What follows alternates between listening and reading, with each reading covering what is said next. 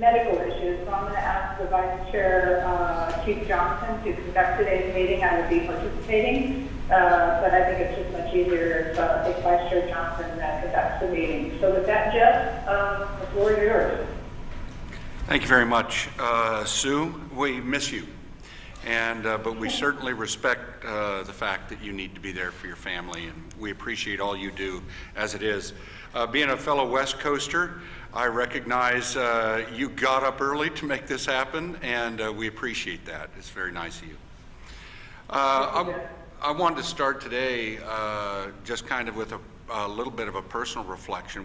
This board is going to talk about, amongst other things, procurement and rural coverage and things that matter a lot to the first responders of America. We saw yesterday that horrible shooting in Oregon, and listen, that is my hometown. I went to that college. Like most firefighters and cops, I got my technical degree, ironically. I got my criminal justice degree, fire science degree at that college in Snyder Hall, which is the home of their criminal justice program, the exact spot where that shooting took place. But this is the perfect example of why FirstNet is here, is that we're not just here for urban America. This is a town of 22,000 people and a campus that's really in wine country, and yet we have this kind of horrific event happen there. And it just reminds you that fire station, Engine 1134, 2 people typically work that fire station. They're a mile from the campus, and they had 34 trauma system entries or fatalities upon arrival. So, I mean, you have to look at that and just say,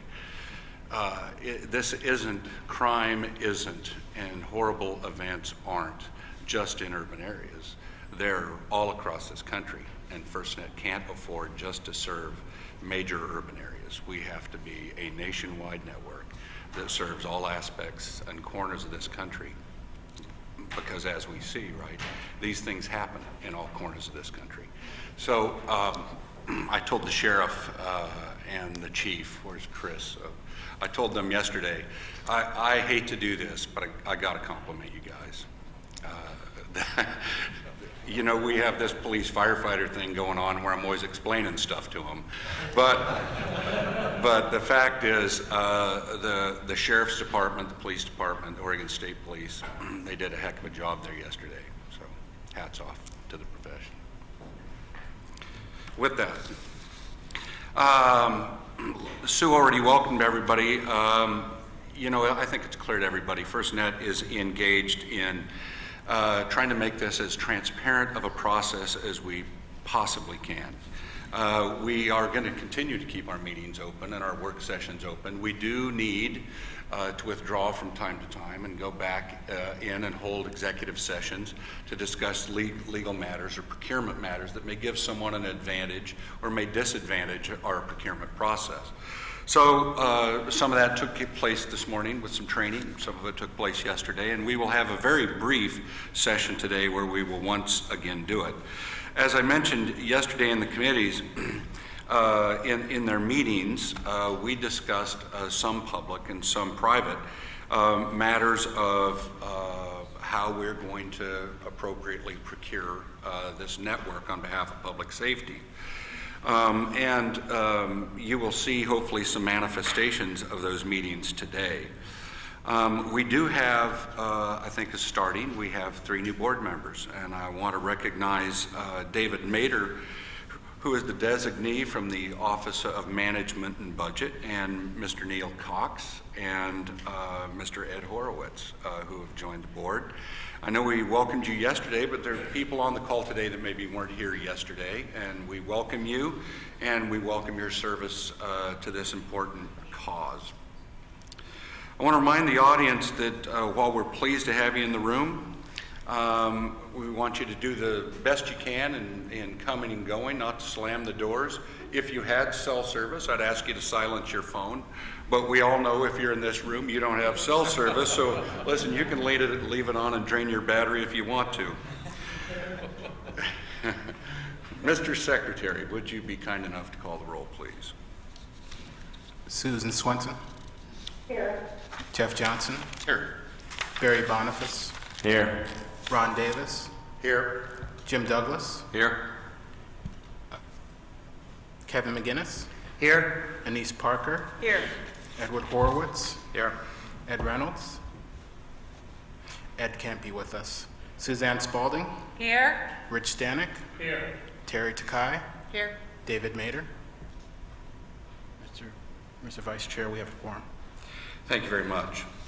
Each member, yes, please. I apologize. Ed Horowitz. No, Neil. Neil Cox. Here. Chris Burbank. And Chris Burbank. I don't know why you guys didn't hear your names.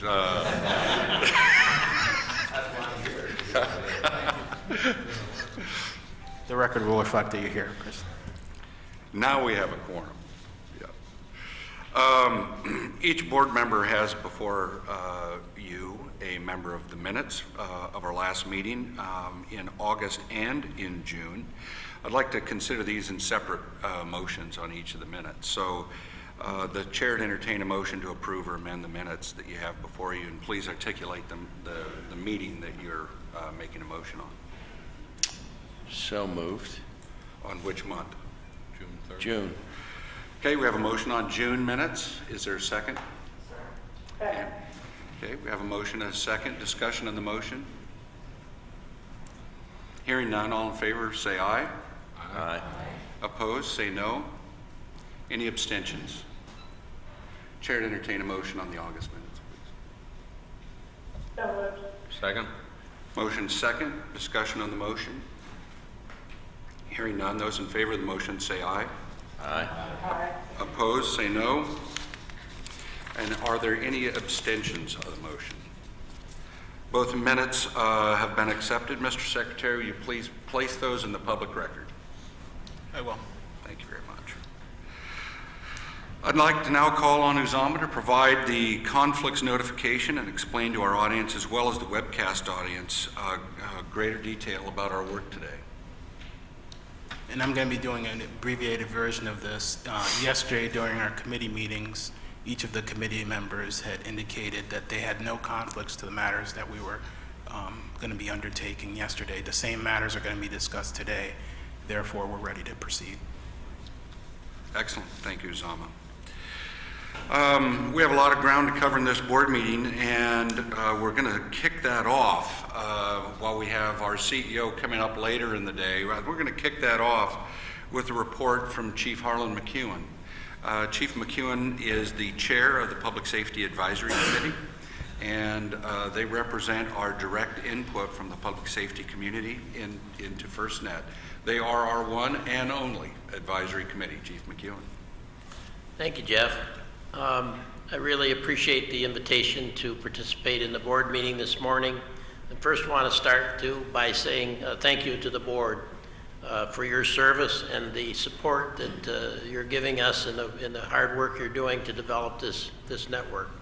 It's really important, the work you're doing, and we want to recognize that. I want to then talk about the fact that under the leadership of Sue and Jeff, the PSAC has really flourished. We've really begun to be an intimate part of all of this work. We're working with the staff, we're working with the board. I think that's very important, and we wanted to acknowledge that. Secondly, I want to acknowledge the relationship that we have with the staff. We've just really starting to get to know the new CEO, Mike. And we've had meetings with him this week. We've been working with TJ diligently for quite some time now, and Amanda and Vicki, who support the PSAC directly. So all of those relationships are really good, and I want to report that they're working well. So the PSAC has just recently expanded from 40 members to 42 members. We just added the National Volunteer Fire Council and the NLETS, which is the nationwide law enforcement network that supports criminal history exchanges and wanted persons and stolen property and vehicles and so on. The addition of those two, we think, are very important to making sure that we are all, inclusive into this work, and we're very happy to have them join. As you know, the PSAC is primarily driven by the 5-member executive committee. Right from the very beginning, the board recognized that there needed to be, in addition to the 42 members, a smaller group that was representative of all of the disciplines.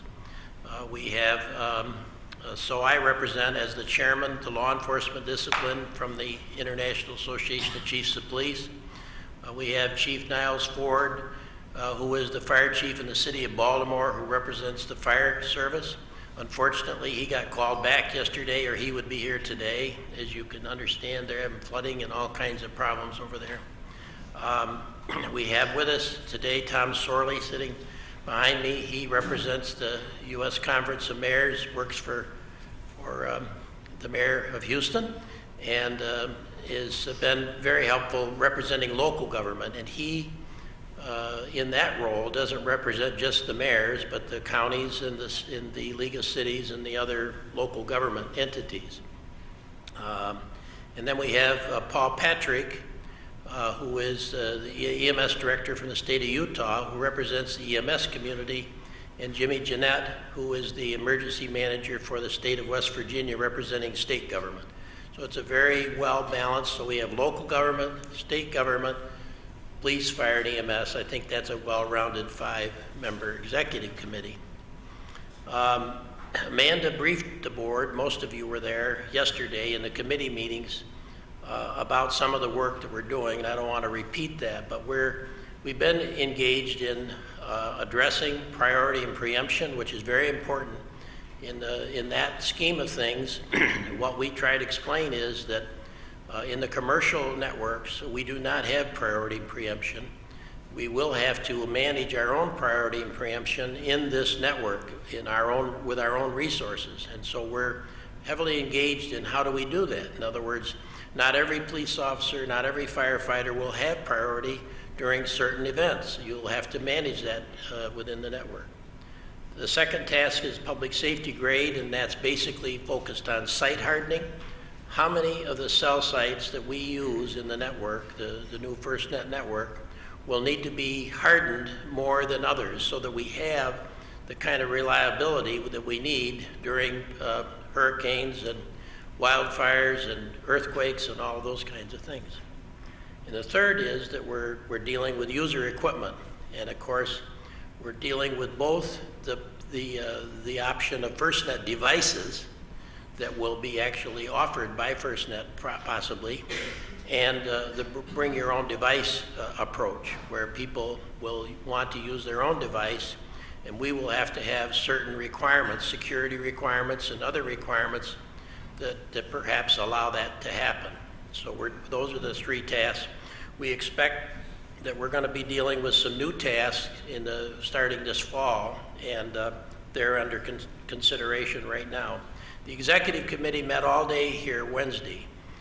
We had great briefings with the technical staff, with Jeff Bratcher and his staff, with Amanda and Dave Buchanan, the people dealing with all the different aspects. So we had a good day-long session. As I said, at the end of the day, we had a great session with Mike Poth and with TJ Kennedy. The last thing, or a couple of things I wanted to mention, when I talked about the executive committee, I just want to make the point that we think that executive committee is made up of very special, talented people. And Tom Sorley, who's here today, I just wanted to make the point that he's going to be honored at the Radio Club of America annual awards dinner in Cupertino in November with the DeMello Award, which is a very prestigious public safety award. And that's a recognition of his many years of service in this arena. So I think that was something very special that I wanted to mention. The last thing I wanted to mention is the 2 working groups that we currently have. We have an early builder working group. The early builder working group is the 5 entities which this board has granted spectrum agreements with. That's the state of New Jersey, Adams County, Colorado, state of New Mexico, Los Angeles, LA Ricks, and who am I forgetting? Oh, well, how could I do that? How could I do that, Mayor? and Houston, Harris County, Texas. I'll never forget that one. But the 5 of them are all doing some great work, and we're learning early lessons from them, and you will eventually be hearing more about some of those early lessons as a board, because it'll be important for you in your decision making. And we think that's important, and we brought that working group together so that they interplay with each other and don't make mistakes that others are learning about. And the last one is our tribal working group, and that's a tough bunch of people, because we have 500 and some tribes in this country that are recognized federally, and we have brought together some very excellent people from the tribal community to try to represent their interests. So, that's my report, Mr. Chairman, and I think that my bottom line is that we're doing well, we feel good about it, and we hope you're feel good about it. Any questions for Chief McEwen? Tom, hey, congratulations. That is no small achievement, and nothing better than being recognized by your peers, right? It's one thing to have people that don't know what you do recognize you, but when people truly know, then it's more meaningful, so congratulations. Harlan, thanks for your leadership. Thanks for all the work you do. This committee is uncompensated, and you guys have to be working at this darn near full-time, if not full-time. And it is an amazing gift to public safety that you're making. I also want to reflect briefly on your comments about priority and preemption. FirstNet is now, as we move toward communicating what we're doing to the more boots on the ground levels of public safety, we're going to be talking more about capacity, because as you know, priority and preemption is a capacity issue. So sometimes I think people don't understand how big of a pipe this is, how big of a network this is. And when we talk about priority and preemption, we're kind of, if you talk in freeway sense, we're imagining that the freeway is jammed with traffic, and priority and preemption is how you get in the commuter lane. This network is such an enormous freeway that sometimes I worry that people focus on priority and preemption because they think it's always going to be congested. But the fact is, and no one knows this better than you, Harlan, this is an enormous network with enormous capacity and capability. But if it fills, priority and preemption is very critical to making sure that this network differentiates between those that have to talk and those that don't. Yeah. So, Harlan, I'm really glad you brought that up. Thank you, Tom. Thank you. Thanks to the EC and the rest of the 42 members of the BSAC. Mike, it's time for our CEO report. Welcome, and we're looking forward to this. Thank you very much. I really appreciate the board, all the energies and efforts. This is, I can assure the public and everyone else, this is a very, very active board. They have done some incredible amount of heavy lifting in the 46 days that I've been here. So this is actually my 46th day, and it's exciting, it's awesome. One of the things as we all know, when we come into a new organization, you always wonder, how do I fit in? How is the organization going? Well, I can tell the board, as I'm sure you know, that this team is focused, they are driven, they are passionate, and so that's an easy thing to do. Sometimes as leaders, we have to kind of encourage, motivate, incentivize our employees. I don't have that issue. I'm actually having to, I don't want to say throttle back, but throttle back some of the enthusiasm to make sure that we're getting everything done as quickly as possible, but with the right continued focus, because we are here for public safety. The organization is growing, it's growing appropriately, and there's a lot of incredible work that you've heard. You've heard from our technical teams, our user advocacy, and we would stack those up against anyone in the profession, public or private sector. So those are good things, and we have a lot of momentum, a lot of initiative. So what I wanted to do just briefly is give you an update And I'm glad that Chief Harlan said that he enjoys me. I didn't know what I would say. That would have been a little awkward if he said it doesn't appear to be working out, because the Peace Act is a critical component of what we are trying to accomplish. So thank you for that, Chief. As everyone has seen and known, the strategic roadmap has been the guiding principles and guiding roads for us to get an RFP issued. But FirstNet, as everyone knows, was not envisioned or built to just issue an RFP. We have a lot of other additional responsibilities, and we're covering a lot of different things. In addition to the RFP, our consultation meetings, it's not just presentations, it's consultation, hearing from our stakeholders as to what we need to be doing. The Peace Act engagement that the Chief had talked about, and the focus continued growth. You heard yesterday, we've had 2 industry days, getting a lot of feedback, and we're actually going to be increasing our vendor communications to make sure that all the possible partners in this endeavor are informed so that they can come with the most creative, innovative approach and solution for the public safety network. That's why we're here. We want to make sure that we are successful in that. I had the opportunity within this first 46 days to go out to Boulder. I got presentations by the technical team and actually demonstrations of Band 14 technology, gizmos and gadgets that in the lab they were doing different things to show preemption, to show all the things that we envision and hope. And it does work and it does exist. So that was not only interesting but very enlightening that the roadmap exists, it's going to happen, and we just need to continue to press on. We have to ensure that we're practicing, in addition to the roadmap, good governance. And here's the FY15 strategic goals that the board has approved last year. And I want to just give you a quick update. We are hitting all these goals. We're successful in these goals, from the acquisition building strong partnerships with the local, state, tribal, and federal agencies. The entrepreneurial culture of innovation is through the roof. Everyone is trying to come up with different solutions, different approaches. Sometimes when I first got in to the organization, one of the first days I had meetings with the staff and the employees, and I said, I need your help getting to yes. Well, that was an understatement. I never have had a problem. They're already at yes, and they already are having that approach of that innovation, whatever it takes to meet the mission and grow this business. And it is a business for public safety. We are underway establishing best practices, our financial processes under the leadership of our CFO, our procurement, our human resources capital approaches. You heard yesterday the endeavors to get the right people, and we are taking pass on people that aren't the right fit. We're not just content to just get people in to meet a hiring goal. It is critical that we have the right people in the right seats, and we have that. And so a lot of things are going.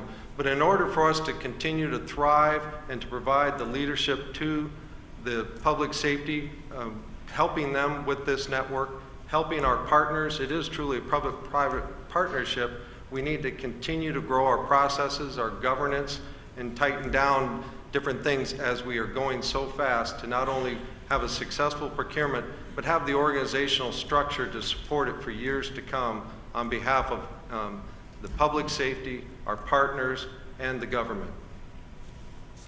So we've completed the strategic goals for 15, and I'm happy to report we were able to successfully achieve all of those. But we're not done. So now we're focused on a 5-year strategic plan. And some people say, well, how can you have a 5-year? Because you don't exactly know what your public-private partnership is going to be. Doesn't matter. Some things have to happen and are absolute known. So the team is working very hard on laying out our next 5-year strategic plan. We're going to have establishing key indicators with performance targets, not only just for the organization, but for ourselves. You heard about the core values and our rules of conduct. Well, it starts with me. I told the organization, you have to hold me accountable, and they've really have embraced that more than I had hoped, but they are doing it. And I expect the board, as you already have, hold me accountable. So this is a good news story at this point, a lot of work, but there's going to be bumps in the road. We have a lot to do, lots of obstacles, lots of twists and turns, and it takes the great leadership of this board, the great leadership of our teams that we have to successfully navigate these, the terrain over the next 3 to 5 years, and we're going to lay out a plan and goals that we will come back to the board and brief in the very near future. So I would thank you very much for the opportunity to be here. It's exciting, it's thrilling every day to come in. I'm obviously meeting new people and all different walks of life, and everyone is very focused and passionate for this, and that's an easy thing to be a part of, so thank you. Thank you, Mike. Any questions or comments for Mike? I was startled by your come in comment. I didn't think you ever left. This team, I don't care what hours of the day or night it is, it seems like we're always there. I'm wrapping up a 10 o'clock dinner meeting on the West Coast, and I'm getting texts and emails from the office. And then I'm up at 5 to get on a conference call, which they've been up at prepping for. You know, speaking to the entrepreneurial culture and kind of reflecting on our desire not to act like just a federal agency, I guess. You guys are not, and we appreciate it and embrace it. Including the members of this board that are set on making sure that because we have a service to offer, that we have to act in a way that will resonate with our customer, and that's public safety. So I thank each of you for the extra hours you put in. As we sit here, we have employees that are constantly watching and engaged even when they don't have to. It is something fun to watch. We are going to go into a very brief executive session. We have just a little wrap-up to do on yesterday's work. For those of you in the room, I don't anticipate we'll be gone longer than 20 to 30 minutes at the most. 20 minutes is our target, and so stay close. We will be back, and we'll bring this meeting back up live. Operator, if you could transfer us over into the private room, please.